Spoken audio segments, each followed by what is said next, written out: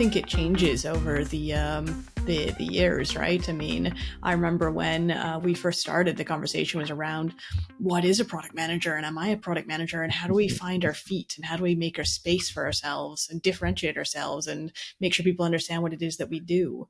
And then it became things like, well, how do we get permission for doing the things that make an impact, right? How do we make sure that we're not just seen as Gantt chart jockeys, right?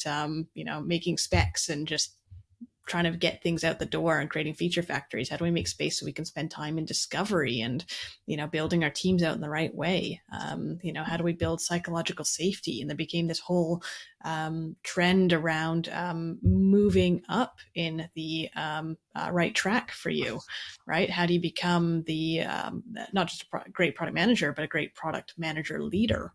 And how do you create space for your team to do the great work as well? And now there's a lot of talk around what's the future of product management, right? We had this whole, bubbling up of product managers coming in from all different angles. And then we saw a tech crash of sorts, right? We saw some really difficult times where a lot of people, not just product people, lost jobs. There were a lot of reductions. And people have been looking and trying to figure out what that means for their roles. And we've seen this introduction of AI as well.